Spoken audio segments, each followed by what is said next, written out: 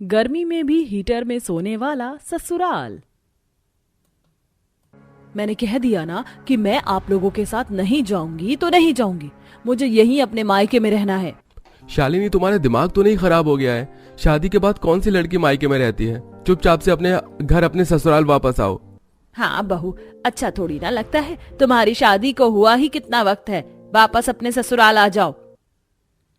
मैंने कह दिया ना कि मैं अपने ससुराल नहीं जाऊंगी तो नहीं जाऊंगी। आप लोग क्यों मेरे साथ जबरदस्ती कर रहे हैं? प्लीज यहाँ से चले जाइए। मम्मी पापा बोलिए ना इन लोगों को। इन लोगों ने मुझे बहुत परेशान कर दिया। अब मैं और नहीं रह सकती। मेरी बेटी क्या कह रही है? आप लोगों को समझ में नहीं आ रहा क्या? बहुत परेशान हो गई है मेरी बेटी आप लोगों की वजह से। हमने शादी कर बेटी दी है, कोई गाय भैंस थोड़ी ना। आप लोग प्लीज चले जाइए यहाँ से। आखिरकार शालिनी के ससुराल वालों ने उसके साथ ऐसा क्या किया था कि शालिनी शादी के 1 महीने बाद ही अपने ससुराल वालों को छोड़कर मायके आ गई थी? आइए इसे जानने के लिए कहानी में थोड़ा पीछे चलते हैं। माँ, शादी के जोड़े में बहुत गर्मी लग रही है। प्लीज जरा कूलर की हवा इधर कर दो ना। मुझे ठंड लग रही है, कोई कूलर की हवा इधर मत करवाना। गर्मी के मौसम में भला किसे ठंड लगती है? बेटा, रात का समय चल रहा है, तुझे फिर भी गर्मी लग रही है। अगर कूलर की हवा इधर कर दी तो हवन कुंड की आग बुझने लगेगी। बस थोड़ी देर की तो बात है। शादी के जोड़े में होने की वजह से शालिनी को काफी ज्यादा गर्मी लग रही थी। जैसे तैसे कर शालिनी गर्मी बर्दाश्त करती है। थोड़ी देर में शालिनी और अनुराग की शादी संपन्न होती है। अपने माता पिता को लेकर शालिनी अनुराग के साथ गाड़ी में बैठ जाती है। गाड़ी में भी शालिनी को काफी ज्यादा गर्मी लगने लगती है। बहुत ज्यादा बेचैनी हो रही है। इन लोगों ने तो गाड़ी का एसी भी बंद कर रखा। अब जल्दी से घर आ जाए।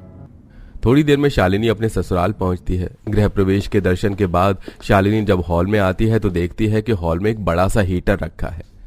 हम सबके घरों के हीटर तो 2 महीने पहले ही पैक होकर स्टोर रूम में चले गए और इनका हीटर अभी भी हॉल में ही लगा हुआ है। और ये एसी भी नहीं है। मुझे और कितनी देर गर्मी को बर्दाश्त करना पड़ेगा? गर्मी से परेशान होकर शालिनी सोफे पर ही बैठ जाती है। थोड़ी देर में सारी औरतें मुंह दिखाई के लिए आने लगती हैं।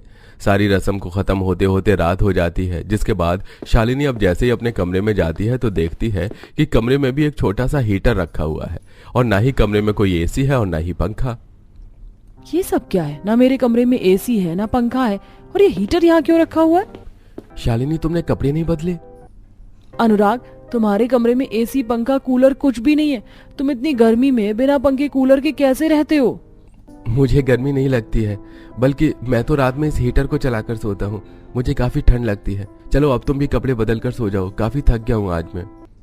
देखते ही देखते अनुराग शालिनी के सामने उस हीटर को चालू करके रख देता है और आराम से कंबल ओढ़कर हीटर के सामने सो जाता है। ये सब देख शालिनी के तो होश ही उड़ जाते हैं। ये सब क्या है भला? इतनी गर्मी में कोई हीटर चलाकर कंबल ओढ़कर कैसे सो सकता है? बाप रे बाप, इन्हें देख तो मेरे पसीने छूट गए। शालिनी अपनी शादी का जोड़ा बदलती है और आकर अनुराग के बगल में सो जाती है।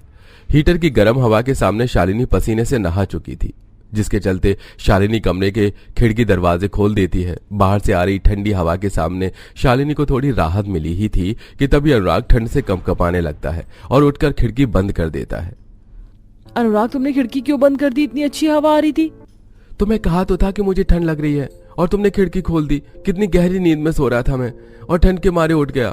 अब मत खोलना खिड़की। अनुराग तो हीटर के सामने चैन की नींद सो जाता है, लेकिन शालिनी गर्मी से रात भर परेशान होती है। अगले दिन रसोई में भी शालिनी का कुछ ऐसा ही हाल था। हॉल में भी कोई पंखा कूलर नहीं है, ऊपर से ये गर्मी का मौसम। जल्दी से खाना बनाकर थोड़ी देर छत पर चली जाऊंगी, वरना मैं तो गर्मी से पागल हो जाऊंगी यहाँ। घर का सारा काम खत्म कर शालिनी छत पर जाकर ठंडी ठंडी हवा आती है और शाम होते ही वापस आकर खाना बनाने लगती है। सबके खाने के बाद जब शालिनी अपने कमरे में जाने लगती है तो उसकी नजर हॉल के टेबल पर रखे दवाई के डिब्बे पर पड़ जाती है। ये तो माँ जी की दवाई का डब्बा है, लगता है यहीं भूल गई हैं। मैं देकर आती हूँ। शालिनी अपने सास ससुर के कमरे में जाती है और देखती है कि उसके सास ससुर भी इस भयानक गर्मी में हीटर चलाकर सो रहे हैं। ये सब क्या हो रहा है? मुझे तो लगा कि मेरा पति ही नाजुक है, लेकिन यहाँ तो मेरे सास ससुर का भी ऐसा ही हाल है। शालिनी के ससुराल वालों की हेल्थ और उनकी स्किन काफी ज्यादा कमजोर थी, जिसके चलते उन्हें काफी ठंड लगती थी और उन्हें इस गर्मी में भी वो हीटर चलाकर सोना पड़ता था। बहू, हम हर महीने गुरुद्वारे में लंगर का खाना भिजवाते हैं, तो तुम 100 रोटी और 4 किलो सब्जी बना लेना। ठीक है माँ जी। शालिनी हाँ बोलकर रसोई में आकर लंगर के लिए खाना बनाने लगती है, लेकिन सिर्फ कुछ ही देर में गर्मी से शालिनी की हालत खराब होने लगती है। न किसी कमरे में पंखा था और ना ही हॉल में। बार बार गर्मी से परेशान होकर शालिनी को छत से किचन तक के चक्कर लगाने पड़ रहे थे। तो वहीं फिर से रात में अपने पति के हीटर चलाने की वजह से शालिनी परेशान होकर जब जमीन पर ही सोने लगती है कि तभी शालिनी के पैर के ऊपर से एक बड़ा सा चूहा निकलता है। बाप रे बाप, कितना बड़ा चूहा था। ऐसा लग रहा था कि चूहा नहीं कुछ और आ गया। खिड़की खोली तो ये बंद कर देंगे, जमीन पर सो रही हूँ तो चूहा आ रहे। हॉल में भी सो नहीं सकती, एक काम करती हूँ छत पर ही चली जाती हूँ।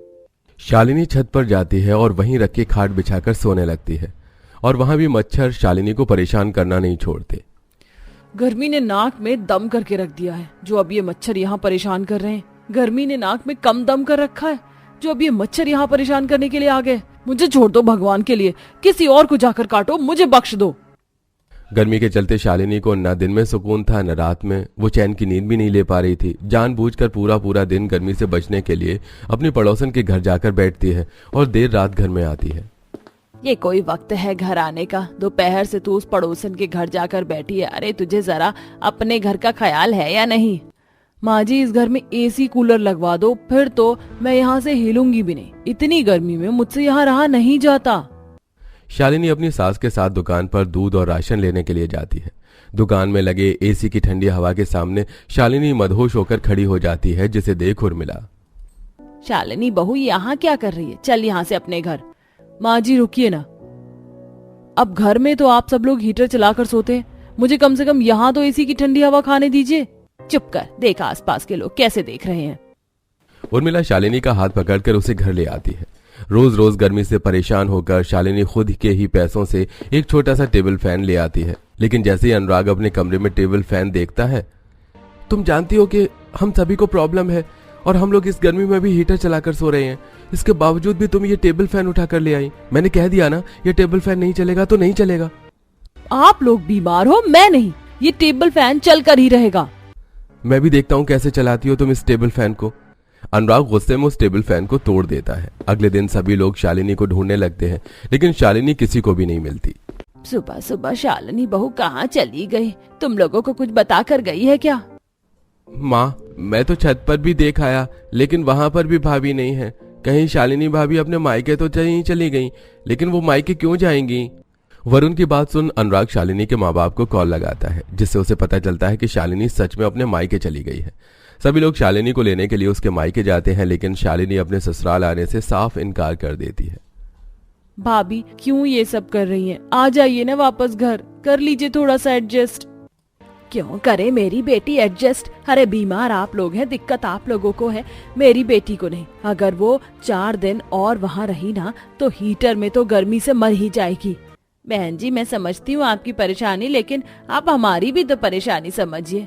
मैं आपको सिर्फ कुछ दिनों की मोहलत दे रही हूँ। अगर आप लोगों ने इस समस्या का कोई हल नहीं निकाला तो भूल जाइएगा मेरी बेटी को। हम इसे जिंदगी भर खुशी खुशी अपने साथ रख सकते हैं। हमारी बेटी हमारे लिए कोई बोझ नहीं है।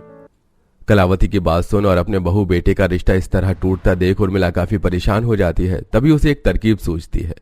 आपको ये सब करने की कोई जरूरत नहीं है और शालिनी बहू, अब तुम्हें भी कोई परेशानी नहीं होगी। उर्मिला दुकान से एक फर्राटेदार पंखा लेकर आती है, जिससे वो अपनी बहू के सोने वाले हिस्से की तरफ लगा देती है, जिसकी हवा सिर्फ शालिनी तक ही पहुंचती है। तो वहीं अनुराग का हीटर भी सिर्फ उसकी तरफ कर देती है, जिससे अब शालिनी को ना ही गर्मी लगती है और ना ही अनुराग को ठंडी। और इस तरह शालिनी अपने गर्मी में हीटर में सोने वाले ससुराल वालों के साथ भी अब आराम से रहती है। अपने कानों में हेडफोन लगाकर गाना सुनते हुए किरण अपने लिए मैगी बना रही होती है। अचानक ही वो गाना सुनते हुए नाचने लगती है। तभी उसका हाथ जाकर आटे के डिब्बे पर लगता है और सारा आटा उस पर गिर जाता है। उसी समय उसकी माँ अंजना वहीं आती है और उसकी ये हालत देखकर जोर से हंसते हुए कहती है, रसोई में तो मेरी बेटी खुशी थी, ये सफेद चुड़ैल कौन है? अब बस हंसती ही रहना माँ। अरे इतनी छोटी रसोई क्यों बनाई है कि 2 कदम चलने पर 4 बर्तन गिर पड़ते हैं? छोटी? अरे अच्छी खासी रसोई को छोटी कह रही है नालायक। जब तू ससुराल जाएगी ना तब बताना मुझे कितनी बड़ी रसोई है तेरी। जैसी भी होगी, लेकिन इससे तो ज्यादा जगह होगी मेरे ससुराल की रसोई में। हाँ हाँ, तेरी सास रसोई नहीं तेरे लिए खास रसोड़ा बनवाएगी ना। चल निकल बाहर, सारा आटा बर्बाद कर दिया। किरण अपने ऊपर से आटा हटाते हुए बाहर चली जाती है तो उसकी माँ रसोई की सफाई करने लगती है। अब बीतते समय के साथ अंजना किरण के लिए एक अच्छा रिश्ता ढूंढकर उसकी धूमधाम से शादी कर देती है। किरण के ससुराल में उसका बहुत अच्छे से स्वागत किया जाता है। अगले दिन किरण जब नहा धोकर तैयार हो जाती है तभी उसकी नंद रीमा उससे कहती है, भाभी आज आपकी पहली रसोई की रस्म है। माँ तो अभी तक उठी ही नहीं है, इसलिए मैं आपको रसोई दिखा देती हूँ। हाँ हाँ क्यों नहीं, चलो। वैसे भी मैंने सोच लिया था कि मुझे आज क्या बनाना है। किरण रीमा के साथ खुशी खुशी रसोई में जाती है, लेकिन वहां पहुंचकर वो हैरान रह जाती है क्योंकि रसोई बहुत छोटी थी। भाभी ये है हमारे घर की रसोई, यहाँ मसाले हैं, वहाँ बर्तन और बाकी जरूरत का सामान नीचे है। रीमा ये रसोई तो शुरू होते ही खत्म हो गई। मेरा मतलब इतनी छोटी रसोई में मैं खाना कैसे बनाऊंगी, जैसे मैं बनाती थी। चलिए भाभी रसोई का साइज मत देखिए, बल्कि अपने हाथों का हुनर दिखाइए। इतना कहकर रीमा किरण को रसोई में छोड़कर चली जाती है। किरण रसोई को देख देखकर बड़बड़ाते हुए खाना बनाना शुरू करती है, लेकिन रसोई छोटी होने के कारण खाना बनाते हुए किरण से बार बार रसोई में कुछ न कुछ गिरता ही रहता था। रसोई से बर्तन के खटपट और गिरने की आवाज सुनकर बाहर हॉल में बैठी किरण की सास सुजाता कहती है, हाय हाय इतनी खटपट क्यों हो रही है रसोई में? कौन है रसोई में? माँ भाभी है रसोई में, शायद सामान ढूंढने में दिक्कत हो रही होगी। अरे फिर भी इतनी आवाज करने का क्या मतलब? हमारा तो ठीक है, पड़ोसी सुनेंगे तो कहेंगे कि जरूर घर में कलेश हो रहा होगा। रसोई से आ रही आवाज से परेशान होकर सुजाता रसोई में पहुंचती है और गुस्से में कहती है, बहू तू खाना बना रही है या कुश्ती लड़ रही है? अब इस चिंदी सी जगह में कोई कुश्ती कैसे लड़ सकता है? क्या कहा तूने? कुछ नहीं माँ जी, खाना ही बना रही हूँ, पर इधर उधर जाते हुए बर्तन गिर पड़ते हैं। ठीक है, थोड़ा ध्यान से और जल्दी खाना बना ले, सभी इंतजार कर रहे हैं। जी माँ जी बस हो गया। कुछ ही देर में किरण सभी के लिए खाना बनाकर लाती है और सभी उसके खाने की तारीफ भी करते हैं, लेकिन अपनी तारीफ सुनने के बाद भी किरण खुश नहीं होती क्योंकि वो अपनी छोटी रसोई में जाना ही नहीं चाहती थी। अगले दिन सुबह की चाय बनाते हुए उसके हाथ पर चाय गिर जाती है तो वो गुस्से में कहती है, इतनी जगह भी नहीं है कि ठीक से कप में चाय डाल सकूं। अरे इससे अच्छी तो मेरी मायके की रसोई थी, कम से कम 2 इंसान एक साथ खड़े तो हो सकते थे। किरण अरे चाय बनी कि नहीं? हाँ बन गई, बस ला रही हूँ।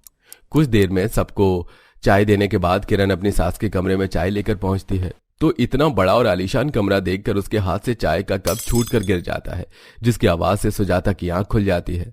बहू क्यों मेरे घर के बर्तनों का नाश कर रही है? तू मुझे आवाज देकर भी तो जगा सकती थी। माफ करना माँ जी, पता नहीं कब कब हाथ से छूट गया, मैं अभी साफ कर देती हूँ। खुद का इतना बड़ा और आलीशान कमरा और घर की रसोई छोटी गुफा जैसी बना रखी है। माँ जी तो बड़ी चालाक निकली। अपनी सास का बड़ा कमरा देखकर किरण दंग रह जाती है और वो शाम को अपने पति के घर लौटने पर उससे कहती है, सुनो जी, माँ जी का कमरा तो इस घर में सभी के कमरों से बहुत बड़ा है। हाँ, क्योंकि माँ को छोटे कमरे में घुटन होती थी, इसलिए पिताजी ने उनके लिए ये कमरा बनवाया था। तुम क्यों पूछ रही हो? कहीं इस कमरे पर तुम्हारी नजर तो नहीं है?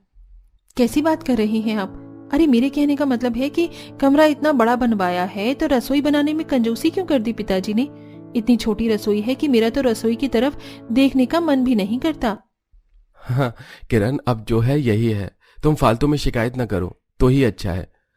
मैं थक गया हूँ, जा रहा हूँ फ्रेश होने। विनीत किरण की बातों पर ध्यान नहीं देता तो आखिर में किरण बड़े ही प्यार से अपनी सास के पास जाकर कहती है, माँ जी मैं कह रही थी कि आपको नहीं लगता कि हमारी रसोई बहुत छोटी है? मतलब देखिए ना, 2 जने मिलकर खड़े भी नहीं हो सकते रसोई में। हाँ तो 2 जनों को खड़ा होना ही क्यों है? और तुझसे पहले रीमा रसोई संभालती थी, उसने तो कभी रसोई को छोटा होने की शिकायत नहीं की। माँ जी लेकिन मुझे रसोई में घुटन होती है, मैं ठीक से काम भी नहीं कर पाती। देख बहू, ज्यादा बहाने मत बना, तेरे लिए मैं घर में कोई नई रसोई नहीं बनवा दूंगी। सुजाता भी किरण की बातों को अनसुना कर वहां से चली जाती है तो किरण गुस्से में पैर पटकते हुए कहती है, बस बहुत हुआ, प्यार से तो इस घर में कोई बात ही नहीं सुन रहा मेरी, लेकिन मैं भी इस घर की रसोई को बड़ा करके ही दम लूंगी। किरण अब ठान लेती है कि वो किसी भी तरह अपनी छोटी रसोई को बड़ा करवा कर ही दम लेगी, जिसके लिए अब वो जब भी रसोई में काम करती तो पहले से ज्यादा तोड़फोड़ करती, और तो और कभी रसोई के सिंक का नल खराब कर देती तो कभी जानबूझकर रसोई की सफाई नहीं करती। एक दिन घर में राशन भरवाते हुए वो आधा राशन अपने सास के कमरे में रखवा देती है। हाँ भैया ये सब राशन यहाँ रख दीजिए और आप जाइए। बहू ये मेरा कमरा है, भंडारघर नहीं, तू राशन का सामान यहाँ क्यों रखवा रही है? क्या करूँ माँ जी, रसोई में ये सब सामान आ ही नहीं रहा, और फिर आपका ये इतना बड़ा कमरा कब काम आएगा? लेकिन बहू, लेकिन कुछ नहीं माँ जी, ये सामान तो यही रहेगा और जब मुझे जरूरत होगी यहाँ से रसोई में थोड़ा थोड़ा करके ले जाती रहूंगी। अब सुजाता अपनी बहू को मना भी नहीं कर सकती थी। अब राशन का सामान कमरे में रखा होने की वजह से किरण बार बार अपनी सास के कमरे में आना जाना करके उसे परेशान करती रहती। लेकिन हद तो तब हो जाती है जब इतना करने के बाद भी सुजाता को कोई फर्क नहीं पड़ता। मुझे तो समझ ही नहीं आता कि दिक्कत क्या है। इतना परेशान करने के बाद भी माँ जी के कानों में जू ही नहीं रेंग रही। अब तो बस एक ही रास्ता रह गया है। अगले दिन रीमा किसी काम से घर से बाहर जाती है। तभी किरण बीमार होने का नाटक करके बिस्तर पर लेट जाती है। दोपहर हो जाने के बाद भी जब खाना नहीं आता तो सुजाता किरण के कमरे में जाती है। बहू क्या हुआ तुझे? तू अब तक बिस्तर पर क्यों लेटी है? माँ जी मेरी तबीयत ठीक नहीं है, पूरे शरीर में दर्द हो रहा है। आज खाने का आप ही देख लेना। किरण के बीमार होने और रीमा के घर पर न रहने के कारण आखिरकार सुजाता को रसोई में घुसना ही पड़ता है। वो खाना बनाने के लिए बर्तन उतार ही रही होती है कि तभी एक भारी पतीला उसके सिर पर गिर जाता है और उसे बहुत चोट लगती है। कुछ ही देर में डॉक्टर आकर उसके सिर की मरहम पट्टी करता है। तभी रीमा भी घर लौट आती है। अपनी सास की ऐसी हालत देखकर किरण को बहुत बुरा लगता है और वो रोते हुए कहती है, माँ जी मुझे माफ कर दीजिए। मैंने आपसे तबीयत खराब होने का झूठ बोला, लेकिन मुझे नहीं पता था कि ऐसा कुछ हो जाएगा। किरण तुम ऐसी हरकत कैसे कर सकती हो? बहू पर मत चिल्ला बेटा। ये चोट लगने के बाद ही सही, लेकिन मुझे समझ आ गया है कि उस छोटी रसोई में काम करना मुश्किल के साथ खतरनाक भी हो सकता है। हाँ माँ, छोटी मोटी चोट तो मुझे भी लगती रहती थी, लेकिन मैंने कभी इस बात पर ध्यान ही नहीं दिया, बल्कि भाभी के कहने पर कुछ नहीं कहा। जो हुआ सो हुआ। और बहू तू रो मत।